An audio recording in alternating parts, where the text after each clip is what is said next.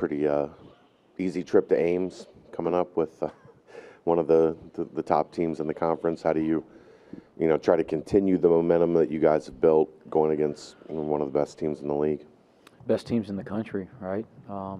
It's just a great opportunity. It's what's great about this league is that there's, like, throughout the course of a conference season, there's so many awesome opportunities to compete.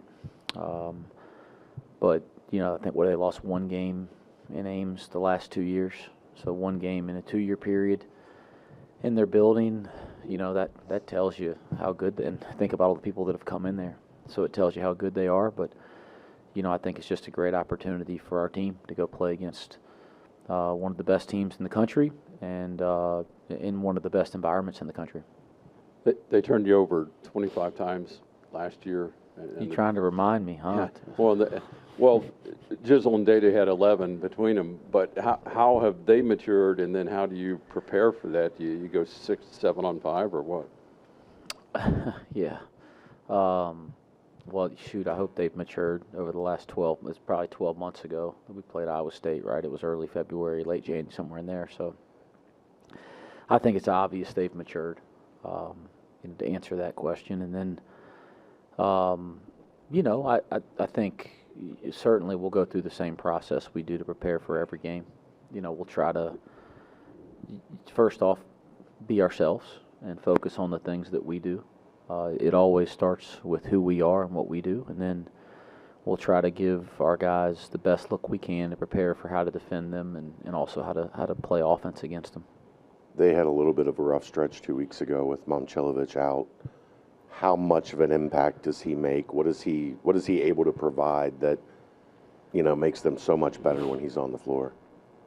Yeah, do you pronouncement correct? Momcilovic, yeah. I always, with great players, any players really, but he's a great player.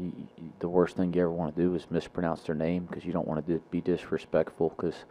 But there's some names in this league that have been hard. Now, the last thing I ever want to do is mess that up. But gosh, the obvious is the way he shoots the basketball, right? He gives them a guy that stretches the floor and creates a lot of space. Those 3 guards they have are terrific. And when you put him out there, there's even more space for those guys to operate and do the things that they do. But it's not just how well he shoots it. He has such a high, shooting pocket. Like the ball's over top of his head. He's got great size as it is.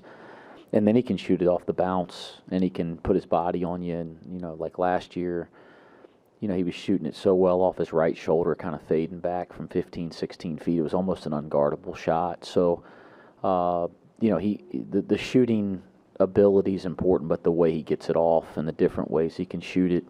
And then you can see, like all young players a year ago, he's taken another step and does a lot more on the floor. But he makes them a much different team, for sure. Jizzle scored 20-plus in 2 games in the NIT last year, and then has obviously just scored 20-plus in back-to-back just recently. Is there a big difference that you've seen in those kind of sets of performances? Just if you could flash back to last tournament. You mean the last couple of games is what you mean? Yeah, compared to the 20 points he was able to put up in the tournament last year to close out the season. Is there a difference in the way it's happening? Yeah, I think he's such a more complete player than he was a year ago. To look at a stat line in terms of field goals made, taken, points scored, and go, oh, what's this? It's not the same because he's in a different role. He's been in a much more significant role all year. He's not going to jump up and surprise anybody right now. So he gets guarded differently.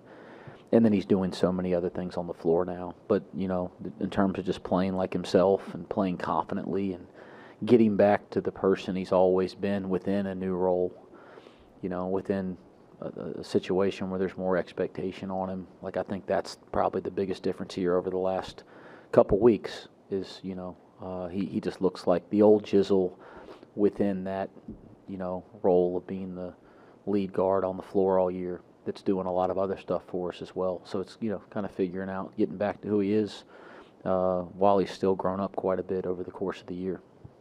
You mentioned Iowa State's 3 guards.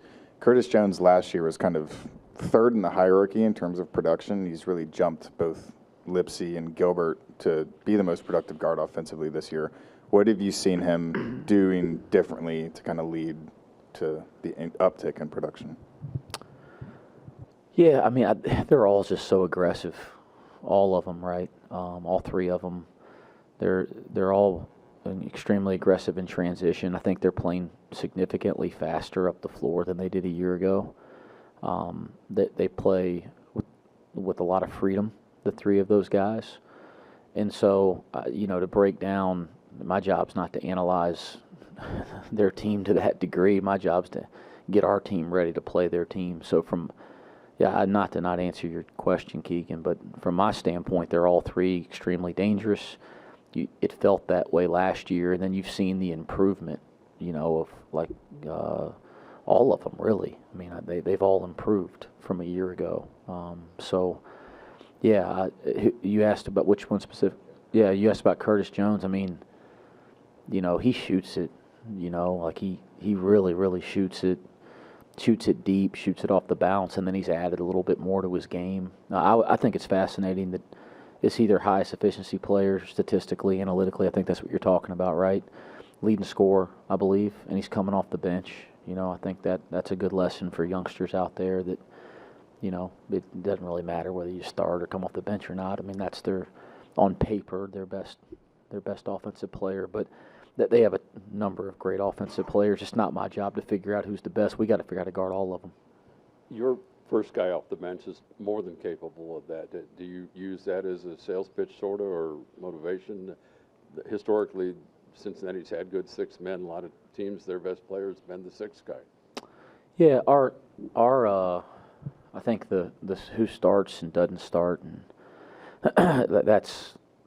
that's never been something I've been concerned about as a coach, and it's been nice to see our team hasn't been real concerned about that here recently. Like, I give Dan a lot of credit, and he hadn't said boo about it, hadn't worried about it. I don't think it's changed his role or the expectations of what happens when he plays.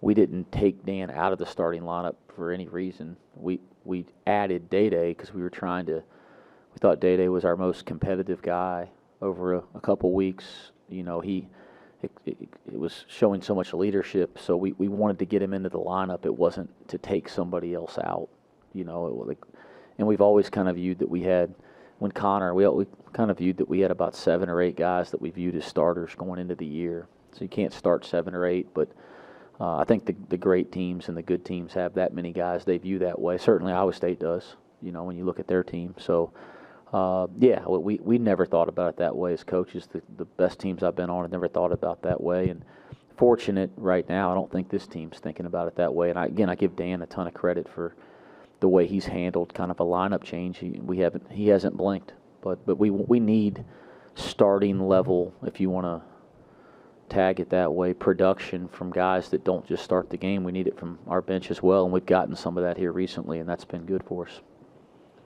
The analytics say the long 2 is, quote-unquote, the worst shot in basketball. But you have 2 guys that, when they're going, have really excelled at making that shot. Is there an advantage because that's a shot teams will give up defensively, that you have 2 guys that can kind of just rise up and knock? You've talked about it. You want guys to shoot over the top of the defense like that, and they're both good at it. Yeah, I love the spin here. That's an advantage, yeah. No, I see what you're saying. No, listen, I think the most important thing, it's actually a very good question. The most important thing is that guys are playing to their strengths and playing confidently.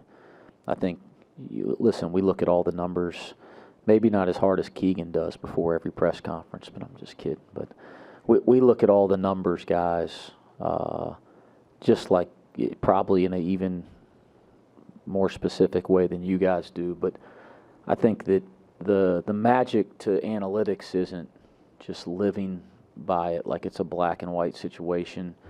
The magic is to how do you utilize that to help your team, your players, your identity perform better. It's a tool. It's not a complete extreme one way or the other thing. So maybe I'm going on and on here. But to go back to your point, the most important thing is your players are playing with confidence and playing to their strengths. Jizzle and Day have a lot of confidence in their mid-range games. That's how they probably grew up before we ever even watched them. If they were in their backyard or at the park or in the YMCA, as kids, that was probably their comfort zone, right? And we saw that when we were recruiting them. So the right balance of allowing them to do that without being a bad analytical team, I think, is the art to this whole thing. And I think what we found with both of them last year and this year is they have to have the freedom and confidence of the coaches and their teammates that that's a shot that they can make at a high level, which they both can.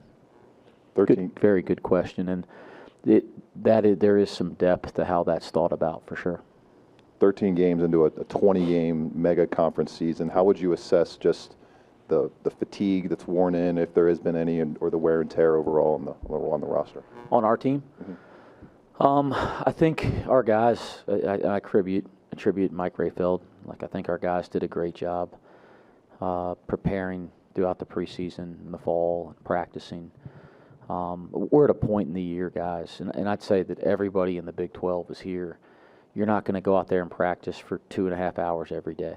You can't ask these guys to perform 3 times a week, but you're also, driving them down on the practice court. And I don't love that as a coach because I'd like to practice for 7 hours a day and get better. That's one of my favorite parts of coaching. But I say all that because I think we're in good mental and physical health. I think we've done a nice job, our training staff, our coaching staff, of managing that. Our guys are still coming in the mornings, shooting, working out. I think that's a good sign. If they were too tired to do that, that'd be a bad sign. So I don't have any complaints there. And again, I think we've managed time on feet and intensity of practice well without losing our edge. I will say this, and every coach in our league will echo it too. I mean, 20 league games after Christmas, it's going to take its toll on the entire league, especially when you factor in all the travel to different time zones. And you can see that across the league.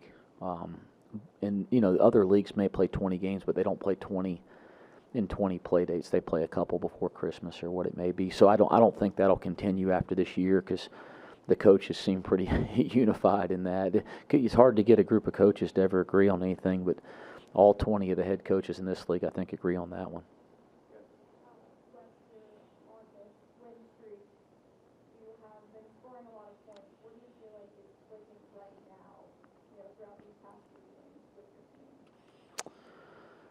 Yeah, I think they're just playing with confidence. I think they're playing with a free mind. Like they're not playing with a bunch of stuff dragging them down. I mean that metaphorically here speaking. Like they're not. You can see that they're playing looser, and then they're playing well together. The ball's moving better. There's better pace. There's better offensive execution. So you're generating higher quality of shot. I think the cutting off the ball has been significantly better to create some more space. So I think there's a lot of factors to it, but the main thing, we have good players, and they're starting to play the way they're capable of playing, and it's not just one a night. We've had multiple guys a night, perform offensively. And shoot, I still don't think we've had a night where our entire team has played the way that we're capable of and put it all together. And I think that's fun because there's still a lot of basketball left. Can Connor Hickman come back and help at all? Game shape it doesn't happen overnight. Yeah, it's been a tough road for Connor with the foot. I think he played. I thought he was a difference in our game. Now we're going way back, but I thought he was the differentiator in our game against Xavier here at home and somewhere there in the middle of December. And, I think he knew that. He's not the type to say it, but I remember getting a text from him after that game, just how excited he was that he'd never felt like I think it was like, thank you for the opportunity to have that experience tonight. I think it was something, I'm paraphrasing.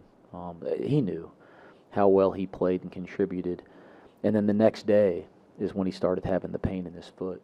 So it's, it's been and I don't think he's performed at that level. Even in he's tried to push through it, but he wasn't able to perform at any level after that because of the things he's fighting through with his foot, and then not practicing and throwing him out there, and that type of thing. So I say all that because he's working through it as hard as anybody can. He's the toughest kid. We've missed him dearly. We've missed his leadership. We've missed his toughness. We've missed his offense and the ability to play both positions in the backcourt. But yeah, I don't have a great expectation for the remainder of this year, but I'm not going to rule anything out. When I looked last night, I think Iowa State's first in the conference in tempo offensively and the slowest defensively. How difficult is that as a coach to pull off playing with that much tempo one way and then being able to stop people on the other end and grind them out in the half court? Yeah, I had a team years ago that had the same. I've been through it. I've been on that end of it.